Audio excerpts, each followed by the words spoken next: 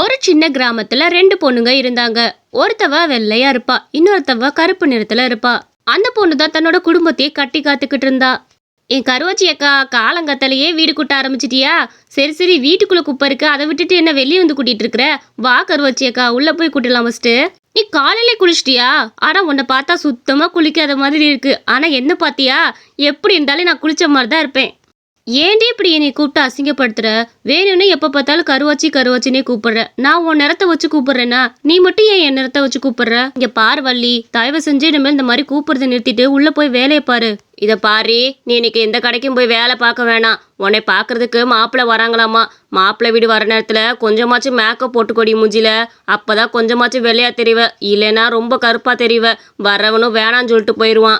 இதோட ரெண்டாவது மாப்பிள்ளையே பார்த்தாச்சு, இதே வேலையா போச்சு. கொஞ்சமாச்சும் மேக்கப் போட்டுக்க மூஞ்சில. இங்க பாருமா, எனக்கு சுத்தமா மேக்கப் போடவே பிடிக்காது. தயவு செஞ்சு எனக்கு பிடிக்காததை என்கிட்ட துணிக்கணும்னு நினைக்காதீங்க.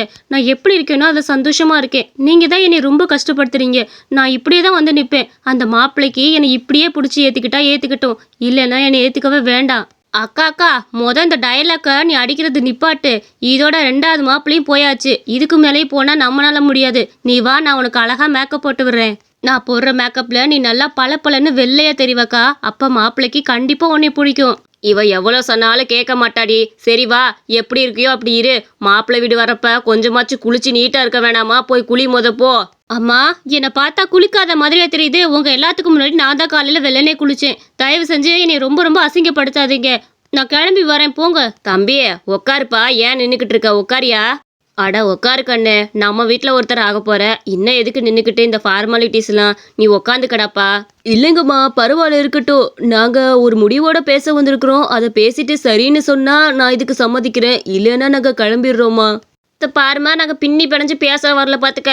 எங்களுக்கு உன்னோட மூத்த மகளை சுத்தமாக பிடிக்கல. இளைய மக கொஞ்சம் நல்ல கலராக இருக்கா பார்த்துக்க. அவளை வேணா என் மகனும் கட்டிக்கிறதுக்கு சம்மதம் பார்த்துக்க.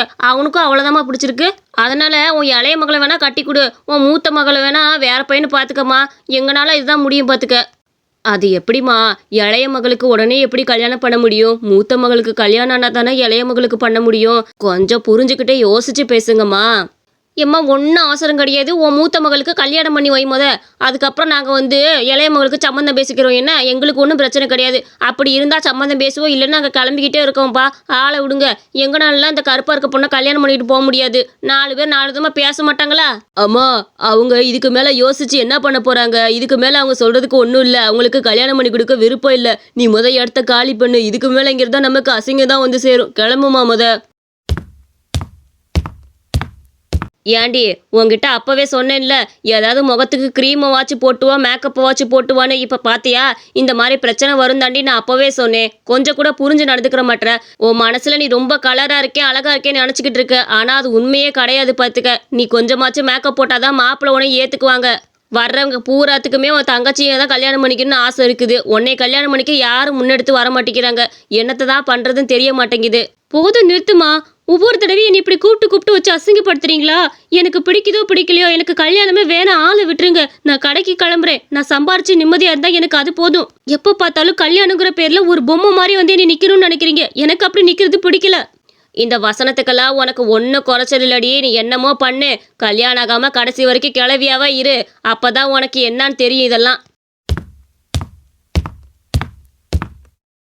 ஏக்கா, கொஞ்சமாச்சும் புரிஞ்சுக்க மாட்டியா? நீ ரொம்ப கருப்பா இருக்கிற. கொஞ்சமாச்சும் மேக்கப் போட்டாதான் அழகா இருப்ப. அழகா இருந்தாதான் மாப்பிள்ளைக்கு உன்னை பிடிக்கும். அதைத்தானே அம்மா சொல்லாம சொல்லிட்டு போறாங்க. புரிஞ்சுக்கவே மாட்டா? இது பாரு, நான் பேசாம கடைக்கு போயிட்டு இருக்கேன். தயவு செஞ்சுட்டு தொல்லை பண்ணாம போ. அவ சொந்தமா ஒரு மட்டன் ஃப்ரைட் ரைஸ் கடையை வச்சிருந்தா. மதிக்கு ரொம்ப திறமைகள் அதிகமா இருக்கும். சமைக்கிறதுல அவ ரொம்பவே ஸ்பெஷலா எல்லாத்தையும் செய்வா. அன்னைக்கு அங்க ஒரு பாட்டி மதிய கண்டபடி திட்டிக்கிட்டு இருந்தாங்க. எப்போ பார்த்தாலும் உனக்கு இதே வேலையா போச்சா? எப்பயுமே சோத்துல மட்டனை கம்மியாக போட்டு கொடுக்குற. நான் உனக்கு லூசு மாதிரி தெரியுதாக்கும். ஒழுங்கா மட்டனை நிறையா போட்டு தர போறியா இல்லையா? எனக்கு இப்போ நிறையா வேணும், போட்டு கொடு. ஓசியில் வாங்கி திங்கிறதுனால என்னை என்ன ரொம்ப சீப்பாக நினச்சிட்டு போலையே, அதான் மட்டன் போட்டு தர மாட்டியாக்கும். இப்போ நீ மட்டும் மட்டன் நிறையா போட்டு தரல, இந்த கடையவே ஒன்றும் இல்லாமல் ஆக்கிட்டு போறேன். எனக்கு மட்டனை போட்டு தரியா இல்லையா? அம்மா, இங்கே யாராச்சும் உங்களை ஓசியில் சாப்பிட்றேன்னு சொன்னாங்களா? நான் ஏமா உங்களை அப்படி சொல்ல போறேன்? இதோ நீங்கள் கேட்ட மாதிரி உங்களுக்கு மட்டன் நிறையா போட்டு ஃப்ரைட் ரைஸ் போட்டு தரேன்னு. தயவு செஞ்சு கோச்சகாமல் வாங்கிட்டு போங்க. பாருமா, வாய் மட்டும் தேனா பேசினா பத்தாது. அந்த சாப்பாட்டில் அதெல்லாம் தெரியணும் பார்த்துக்க. எனக்கு நிறைய மட்டன் போட்டு கொடு, பார்சல் கொடு, நான் வீட்டுக்கு வாங்கிட்டு போகணும். என்ன 2 பார்சலாக வை, அப்போ தான் என் பையனுக்கு எனக்கு பத்துமா. கொண்டா கொண்டா, நான் வாங்கிட்டு போகிறேன். சரி சரி, 2 பார்சலாக வைக்கிறேன், வாங்கிட்டு போங்க. என்ன இந்தாங்க, நீங்கள் கேட்ட மாதிரி நிறைய மட்டன் போட்டு வச்சிருக்கிறேன். இப்போ சந்தோஷமா வீட்டுக்கு போங்க.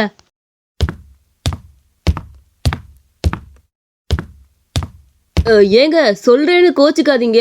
அந்த அம்மா என்ன உங்களை இந்த பேச்சு பேசிட்டு போது, நீங்க அமைதியா பதில் சொல்லிட்டு இருக்கிறீங்க. அந்த அம்மா வாங்கினது ஓசி சோறு மாதிரில தெரியுது. அதை வாங்கிட்டு இந்த அம்மா எவ்வளோ பேச்சு பேசுது. தர்றதே பெருசு, இதுல என்ன பேச்சு பேசிட்டு போகுது. நீங்க எடுத்து கேட்க மாட்டீங்களாக்கும்? ஏங்க, அந்த பாட்டிக்கு கொஞ்சம் மனநிலை சரியில்லைங்க. அதனால தான் அவங்க அப்படி பேசிட்டு போறாங்க. பாவம், அவங்கள போய் என்னத்த மனசை கஷ்டப்படுத்துற மாதிரி பேசுறது. இந்த உலகத்துல மற்றவங்க சந்தோஷம் தான் நம்ம சந்தோஷம்னு நினைக்கணும். அதை விட்டுட்டு இவங்க திட்டுறாங்கன்றதுக்காக நானும் உங்களை திட்டினா எனக்கு தான் இன்னைக்கு நாளே ரொம்ப வேஸ்ட். அந்த பாட்டி சுயநனவோடவா திட்டுறாங்க. அவங்களுக்கே அவங்க என்ன பண்றோன்னே தெரியல. அவங்களாவது சந்தோஷமா இருந்துட்டு போட்டுமே. அதனாலதான் அந்த ஃப்ரைட் ரைஸும் ஃப்ரீயா கட்டி கொடுத்தேன். அவங்க பேசினாலும் நான் எதிர்த்து பேச மாட்டேன். அந்த பாட்டி எப்பவுமே அப்படிதான் திட்டுவாங்க. ஏங்க, உண்மையிலே உங்க பொறுமை யாருக்கும் வராதுங்க. நான் மட்டும் அந்த இடத்துல இருந்தேன்னா கண்டபடி அந்த பாட்டியை பேசியிருப்பேன். ஆனா கொஞ்சம் கூட அவங்கள வார்த்தை மாதிரி பேசலையே. ரொம்ப நல்லவங்களா இருக்கிறீங்க. சரி சரி, இதென்ன மட்டன் ஃப்ரைட் ரைஸா? ஆனா நான் இதுக்கு முன்னாடி இப்பெல்லாம் ஒரு ஃப்ரைட் ரைஸை கேள்விப்பட்டதே இல்லையே. சிக்கன் ஃப்ரைட் ரைஸ் தான் கேள்விப்பட்டிருக்கேன். சரி, இதை போட்டு கொடுங்க, நான் சாப்பிட்டு பார்க்குறேன். கொஞ்ச நேரம் பொறுங்க, சூப்பரா உங்களுக்கு ரெடி பண்ணி கொடுக்குறேன் பாருங்க. ஆகா, ரொம்பவே ருசியா இருக்குங்க இந்த மட்டன் ஃப்ரைட் ரைஸ். என்ன ருசி, சூப்பரா இருக்கு.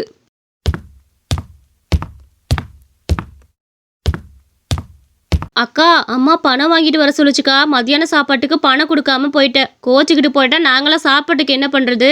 பணம் கொடு, வீட்டில் சமைக்க வேணாமா? ஆமாண்டி, ஆளாளுக்கு மாத்தி மாத்தி என்னை பேசுங்க. அப்புறம் கோவம் வராம என்ன பண்ணும்? பொறு சாப்பாட்டுக்கு காசு கொடுக்குறேன், வீட்டில் போய் சமைச்சு சாப்பிடுங்க. ஏங்க, என்னங்க அப்படியே அச்சசலா நீயும் உங்களும் ஒரே மாதிரி இருக்கிறீங்க. அடே அப்பா, ஒரே பிறவியா? ஆமாம்மா, நாங்க 2 பேரும் ஒன்னா தான் பிறந்தோம். ஆனா நான் நல்ல வெள்ளை, எங்க அக்கா கருப்பு.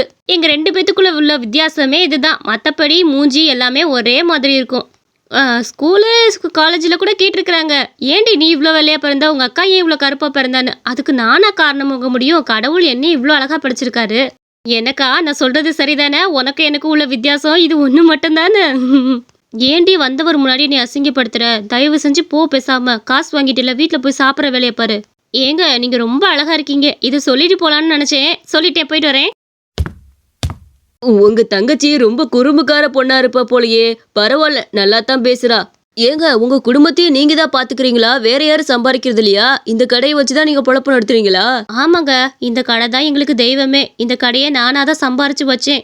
எப்படியாச்சும் என் அம்மாக்கும் என் தங்கச்சிக்கும் நல்லா சாப்பாடு போட்டு அவங்கள பத்திரமா பார்த்துக்கணும். இதுதான் எனக்கு லட்சியமே. எங்க அப்பாவும் இறந்து போயிட்டாரா, அந்த ஸ்தானத்துலேருந்து நான் தானே அவங்கள பார்த்துக்கணும். அதுக்காக தான் இந்த வேலைக்கு வந்தேன். இப்போ வரைக்கும் கடுமையாக உழைச்சி என் அம்மாவும் என் தங்கச்சி சந்தோஷமா பார்த்துட்டு இருக்கேன். உண்மையிலே ரொம்ப சூப்பருங்க. இப்படி ஒருத்தவங்கள நான் பார்த்ததே கிடையாது. சூப்பருங்க. போதுங்க, விடுங்க, இதெல்லாம் ஒரு விஷயமா? சரிங்க, நீங்க சாப்பிட்டு கிளம்புங்க. என்ன அங்க வந்தவரும் சாப்பிட்டுட்டு அங்கிருந்து கிளம்புனாரு. அவளும் வழக்கம் போல தன்னோட வேலைகள்லாம் முடிச்சுட்டு வீட்டுக்கு கிளம்புனா. இதை பாரு, உன் தங்கச்சி உனக்கு ஏதோ ஒரு க்ரீம் வாங்கி வச்சிருக்காளாமா. இது போட்டா சீக்கிரமே வெள்ளையாயிருவாங்களாமா. இதை வாங்கி தயவு செஞ்சு தினம் யூஸ் பண்ணுடி. அக்கா, ஆமாக்கா, நிறைய வெத்துட்டு நான் பார்த்தேன். இந்த க்ரீமை போட்டவங்க எல்லாருமே சொன்னாங்க, இந்த க்ரீம் போட்டா ரொம்ப வெள்ளையாயிருவாங்களாமா, ரொம்ப அழகாவும் இருப்பாங்களாமா. அப்படியா? அப்பனா இந்த க்ரீமை தூக்கி குப்பையில போட்டுட்டு வா, அந்த குப்பையாச்சும் சுத்தமாகட்டுமே. இந்த மாதிரி வேலையை வச்சுக்காதீங்கன்னு நான் நிறைய தடவை சொல்லிட்டேன். இந்த க்ரீமெல்லாம் எனக்கு தேவையில்லை. நான் இருக்கிறப்பயே அழகாக தான் இருக்கிறேன். என்னை விட்டுருங்க. நீ என்னத்த சொன்னாலும் திருந்த மாட்டேன். வாடி நம்ம போவான். நீ கடைசி வரைக்கும் கிளவியா இறி, கல்யாணம் பண்ணாம. சே, எல்லாம் என்ன இப்படி இருக்கிறாங்க? கலர் மட்டும் தான் நம்ம வாழ்க்கையவே டிசைட் பண்ணுமா? அப்படி கிடையவே கிடையாது. நம்ம வாழ்க்கையை ஏத்துக்கிட்டு போறவங்களும் ஒருத்தவங்க வரதான் போறாங்க. அன்னைக்கு இவங்க மூஞ்சில எல்லாம் கரிய பூசதான் போறேன்.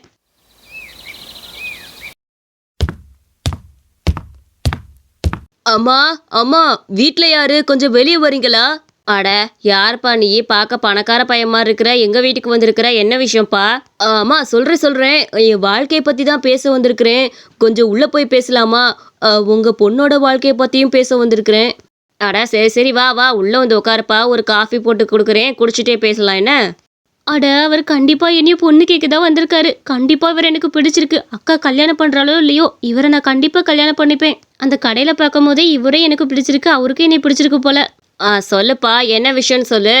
ஆமா, தப்பா நினைச்சுக்காதீங்க. உங்க பொண்ண கடையில பார்த்தேன். உங்க பொண்ண பார்த்தோன்னே எனக்கு ரொம்ப பிடிச்சிருச்சு. உங்க பொண்ணோட குணம் எல்லாமே ரொம்ப பிடிச்சிருக்கு. அதனால உங்க பொண்ண திருமணம் செஞ்சுக்கணும்னு விரும்புறேன். உங்களோட சம்மதம் இல்லாம அது நடக்காதுல்ல. அதுக்காக தான் உங்ககிட்ட சம்மதம் கேட்கலான்னு வந்திருக்கிறேன். நீங்க என்னம்மா சொல்றீங்க? ஏண்டி நீ என்ன சொல்ற? உங்க அக்கா கல்யாணம் முடிஞ்சதுமே வச்சுக்கலாமா? இல்ல இப்பவே கல்யாணம் பண்ணிக்கிறியா? நீ தாண்டி அதை முடிவெடுக்கணும். ஆமா, ஒரு நிமிஷம். என்ன இந்த பொண்ணுட்ட கேட்டுட்டு இருக்கிறீங்க? நான் சொன்னது இந்த பொண்ணு இல்ல. இந்த பொண்ணு மாரியே இன்னொரு பொண்ணு இருப்பாள்ல, அந்த பொண்ண தான் நான் கேட்டேன்ம்மா. அந்த பொண்ண தான் எனக்கு பிடிச்சிருக்குது. அவகிட்ட தான் கேட்கணும். என்னங்க சொல்றீங்க? அப்ப என்னைய பிடிக்கலையா? என்னைய விட அவ எந்த விதத்துல அழகா இருக்கான்றீங்க? கலர் அவளுக்கு இருக்கா மொத? அவளே ஒரு கருவாச்சி, அவள பிடிச்சிருக்குன்னு சொல்றீங்க? இத பாரு, இன்னொரு தடவை அவள கருவாச்சி கிருவாச்சிலாம் சொல்லிட்டு இருந்தேன்னா உனக்கு மரியாதை கெட்டு போயிரும் பாத்துக்க. என்ன ஒரு பொண்ணுக்கு இவ்ளோ அகங்காரம்? உங்க அப்பா ஸ்தானத்துல இருந்து உன் குடும்ப பொறுப்பு எல்லாத்தையும் தலையில போட்டுட்டு பாத்துட்டு இருக்காளே, அந்த திறமை உனக்கு முத இருக்கா? அது மட்டும் இல்ல, வர்றவங்கள்ட்ட எப்படி நடந்துக்கணும், பெரியவங்கள்ட்ட எப்படி நடந்துக்கணும், எல்லா பொறுமையும் அவகிட்ட இருக்கு. அந்த பொறுமை தான் உன்கிட்ட இருக்கா? உன் அழகுல அதெல்லாம் கொண்டு வந்து காட்டு பாப்போம். சும்மா பேசுற அழகு அழகுன்னு. அழக வச்சு இந்த உலகத்துல ஒண்ணு பண்ண முடியாது. ஆனா நல்ல குணமும் நல்லா கட்டி கக்கிற திறனும் இருந்தா என்ன வேணாலும் சாதிக்கலாம். உங்க அக்காவை தான் நீ உதாரணமா எடுத்துக்கிட்டு முன்ன போகணும். அதை விட்டுட்டு உன் கலரை எடுத்துட்டு முன்னாடி போகாத, புரியுதா? இந்த கலரு இப்ப இருக்கும், நாளடைவுல மங்கி போகும். ஆனா உன்னோட திறமை என்னைக்கும் மாறாது. அவளுக்கு இந்த மாதிரி சொல்லவும் மனசு கஷ்டமாச்சு. அக்கா மன்னிச்சிருக்கா. நான் இத்தனை நாளா உன்னை கருவாச்சின்னு கூப்பிட்டுருக்கேன். ஆனா உனக்கு முன்னாடி இருக்க திறமை எதுவுமே நான் பார்க்கல. உன் கலரை மட்டும் தான் நான் பார்த்துருக்கேன். ஆனா அப்பா ஸ்தானத்துல இருந்து என்னையும் அம்மாவையும் எப்படி பார்த்துருக்கேங்கிறது இப்பதான் எனக்கு புரியுதுக்கா. என்னையும் மன்னிச்சிருமா. நீ அப்பா ஸ்தானத்துல இருந்து எல்லாத்தையும் நீ தான் இழுத்து போட்டு பார்த்துட்டு இருக்க. அந்த திறமையில கூட நான் யோசிக்கல. உன்னோட கலரை பத்தி மட்டுமே உன்னைய ரொம்ப அசிங்கப்படுத்தி பேசியிருக்கிறேன். என்னைய மன்னிச்சிரு கண்ணு. இனிமேல் எப்பவும் உன்னை அந்த மாதிரி பேச மாட்டேன்டாம்மா. அம்மா பரவாயில்லம்மா, இப்போவாச்சும் என்னைய புரிஞ்சுக்கிட்டீங்களே, எனக்கு இது போதும். எனக்காக யாருமே பேசினதில்ல. நீங்க பேசியிருக்கீங்க, ரொம்ப நன்றிங்க. என் வருங்கால மனைவிக்காக நான் பேசாம யார் பேசுவா? உங்களுக்கும் என்னை கல்யாணம் பண்ணிக்கிறதுல சம்மதம் தானே? அது வந்து ஐயோ எனக்கு ஒரு மாதிரி இருக்கு. மாமா கோவப்படாதீங்க. அக்காக்கு உங்களை ரொம்ப பிடிச்சு போச்சு, அதான் வெக்கப்பட்டு ஓடுறா. அதுதான் சம்மதத்துக்கான அறிகுறி. அக்கா அடிக்கடி சொல்லுவா, என்னைய புரிஞ்சுக்கிற ஆளு கண்டிப்பா வருவாங்கன்னு. அதே மாதிரி வந்துட்டீங்க, ரொம்ப சந்தோஷம் மாமா. இந்த கதை உங்களுக்கு பிடிச்சிருந்துச்சுன்னா மறக்காம நம்ம அனிமேஷன் ஸ்டோரிஸ் சேனலுக்கு சப்ஸ்கிரைப் பண்ணிக்கோங்க.